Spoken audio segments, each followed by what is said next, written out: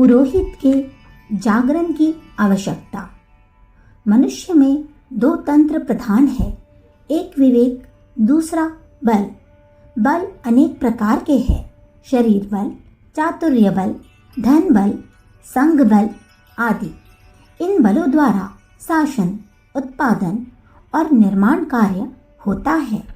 इन्हीं के द्वारा संपत्ति एवं ऐश आराम के साधन उपलब्ध होते हैं।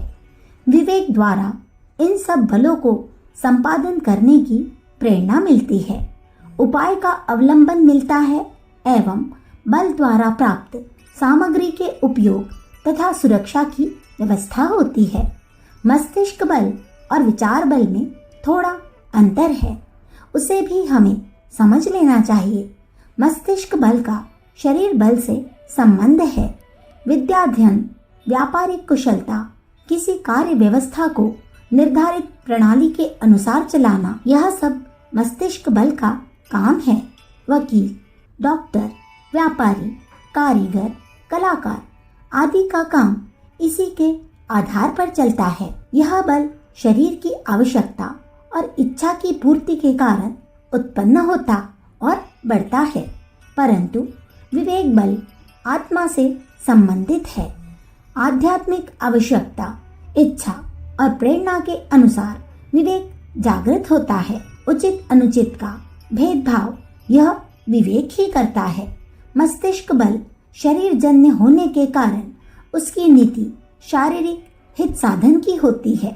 इंद्रिय सुखों को प्रधानता देता हुआ वह शरीर को समृद्ध एवं ऐश्वर्यवान बनाने का प्रयत्न करता है। अपने इस दृष्टिकोण के आगे वह उचित अनुचित का भेदभाव करने में बहुत दूर तक नहीं जाता। जैसे भी हो वैसे भोग ऐश्वर्य इकट्ठा करने की धुन में प्रायः लोग कर्तव्य अकर्तव्य का ध्यान भूल जाते हैं, अनुचित रीति से भी स्वार्थ साधन करते हैं। विवेक इससे सर्वथा भिन्न है। देखने में विवेक भी मस्तिष्क बल की ही श्रेणी का प्रतीत होता है, पर वस्तुतः वह उसके सर्वथा भिन्न है। विवेक आत्मा की पुकार है, आत्मिक स्वार्थ का वह पोषक है। अंतःकरण में से सत्य, प्रेम, न्याय, त्याग, उदारता, सेवा एवं परमार्थ की जो भावनाएं उठती है, उनका वह पोषण करता है। सत तत्वों के रमण में उसे आनंद आता है। जैसे शरीर की भूख बुझाना मस्तिष्क बल का प्रयोजन होता है, वैसे ही आत्मा की भूख बुझाने में विवेक प्रवृत्त रहता है। काम और अहंकार की पूर्ति में बलशाली लोग सुख अनुभव करते हैं, पर उससे अनेकों गुना आनंद, परमानंद विवेकवान को प्राप्त होता है। बल द्वारा संपत्ति और भोग सामग्री उपार्जित होती है, परंतु इस उपार्जन कर तरीका इतना संकुचित और स्वार्थमय होता है कि उसकी धुन में मनुष्य धर्म अधर्म की परवाह नहीं करता। इसलिए केवल बल द्वारा उत्पन्न की हुई संपत्ति कलह और क्लेश उत्पन्न करने वाली, दुखदायक एवं परिणाम में विष के समान होती है। ऐसी संपत्ति का उपार्जन संसार में अशांति, युद्ध, शोषण, उत्पीड़न एवं प्रतिहिंसा की नारकीय अग्नि को प्रज्वलित करने में घृत का काम करता है। ऐसी स्थिति से बचने के लिए विवेक बल का शरीर बल और मस्तिष्क बल पर नियंत्रण कायम रहना पड़ता है। बल के ऊपर विवेक का नियंत्रण अत्यंत आवश्यक है। बिना इसके संसार में सुख शांति कायम नहीं रह सकती। बल अंधा है और विवेक पंगु है। केवल बल की प्रधानता रहे तो उससे अनर्थ, अत्याचार एवं पाप की उत्पत्ति होगी। बल के अभिमान में मनुष्य अंधा हो जाता है। विवेक नेत्र स्वरूप है, वह सत्पथ का प्रदर्शन करता है, किंतु अकेला विवेक क्रिया रहित हो जाता है। अनेकों एकांतवासी विवेकशील विद्वान एक कोने में पड़े अपनी निरुपयोगिता सिद्ध करते हैं। जब विवेक और बल दोनों का सामंजस्य हो जाता है तो उसी प्रकार सब व्यवस्था ठीक हो जाती है। जैसे एक बार अंधे की पीठ पर पंगु आदमी बैठ गया था और वे दोनों आपसी सहयोग के कारण जलते हुए गांव में से बचकर बाहर निकल गए थे। यदि दोनों आपसी सहयोग न करते तो दोनों का ही जल मरना निश्चित था। धर्मशास्त्रों ने बल के ऊपर विवेक का शासन स्थापित किया है। भौतिक जगत में भी यही प्रथा और परिपाटी कायम की गई है। कला कौशल बल, धन बल और शरीर बल, इन तीनों बलों के प्रतिनिधि स्वरूप शूद्र, वैश्य एवं क्षत्रिय पर विवेक के प्रतिनिधि ब्राह्मण का शासन कायम किया गया है। हम प्राचीन इतिहास में देखते हैं कि हर एक राजा की शासन प्रणाली राजगुरु के आदेशानुसार चलती थी। तीनों वर्णों का पथ प्रदर्शन ब्राह्मण करते थे। ऐत्रेय ब्राह्मण में एक श्रुति आती है, अर्थात मोहवा एत क्षत्रियस्य यत् पुरोहितः, अर्थात क्षत्रिय की आधी आत्मा पुरोहित है। हम देखते हैं कि जनता के आंदोलन का समुचित लाभ प्राप्त होना नेताओं की सुयोग्यता पर निर्भर है। विवेकशील सुयोग्य नेताओं के नेतृत्व में अल्प जनबल से भी महत्वपूर्ण सफलता मिल जाती है। नेपोलियन के पास थोड़े से सिपाही थे, पर वह अपने बुद्धि कौशल द्वारा इस थोड़ी सी शक्ति से ही महान सफलता प्राप्त करने में समर्थ हुआ। जो विवेकवान व्यक्ति पथ प्रदर्शन एवं नेतृत्व कर सकने योग्य क्षमता रखते हैं, उन पुरोहितों का उत्तरदायित्व महान है। ऐत्रेय ब्राह्मण में ऐसे पुरोहितों को राष्ट्रगोप अर्थात राष्ट्र की रक्षा करने वाला कहा है।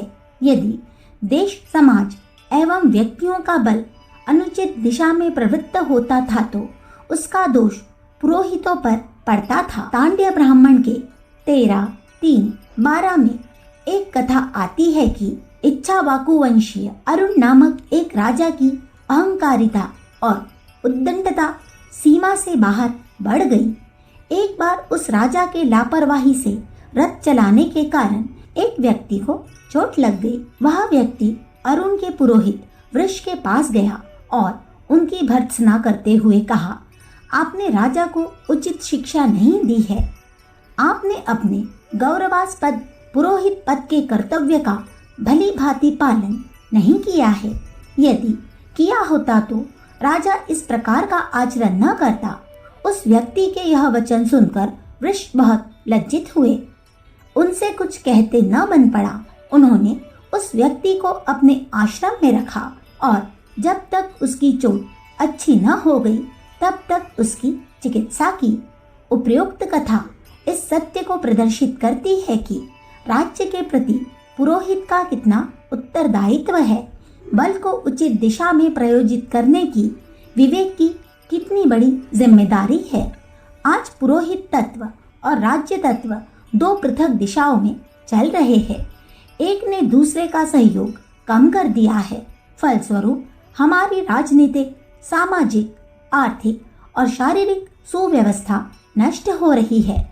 जब तक पुरोहित तत्व अपने उचित स्थान को ग्रहण करेगा तब तक हमारे बाह्य और भीतरी जीवन में शांति स्थापित भी न होगी। विवेक प्रतिनिधियों का शरीर राष्ट्र और समाज राष्ट्र के ऊपर समुचित शासन होना चाहिए। जनता को अज्ञान अंधकार से छुड़ाकर ज्ञान के मार्ग पर अग्रसर करना पुरोहितों का कार्य है। जो व्यक्ति ज्ञानवान है, जागृत है, पथ प्रदर्शन करने की क्षमता है, उन पुरोहितों का कर्तव्य है कि जनता को जागृत करते रहे। सामाजिक, राष्ट्रीय, शारीरिक एवं आर्थिक खतरों से सजग रखना और कठिनाइयों का हल करने का मार्ग प्रदर्शित करना पुरोहित का प्रधान कर्तव्य है। अंतःकरण में रहने वाले पुरोहित का कर्तव्य है कि वह विवेक द्वारा शक्तियों पर नियंत्रण करे और उन्हें कुमार्ग से बचाकर सन्मार्ग पर लगावे। हे पुरोहित, जाग, राष्ट्र के बारे में जागरूक रहे। वेद पुरुष कहता है, वयम राष्ट्रे जागृयाम पुरोहिताः। पुरोहित राष्ट्र के संबंध में जागते रहे, सोवे नहीं। हमारे अंतःकरण में बैठे हुए हे विवेक पुरोहित जागता रहे ताकि हमारा बल क्षत्रिय अनुचित दिशा में प्रवृत्त न हो। हमारे देश और जाति का नेतृत्व कर सकने की क्षमता रखने वाले हे सच्चे पुरोहित, जागते रहो ताकि हमारी राष्ट्रीय और सामाजिक शक्तियों का अनुचित आधार पर अपव्यय न हो।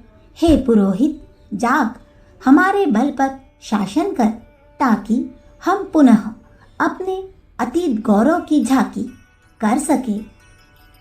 अखंड ज्योति, नवंबर सन 1945, पृष्ठ संख्या 3, 4, 5। हमारे YouTube चैनल विचार क्रांति दूत अखंड ज्योति पत्रिका को सब्सक्राइब करें एवं अगली वीडियोस प्राप्त करने के लिए बेल आइकन दबाएं। धन्यवाद।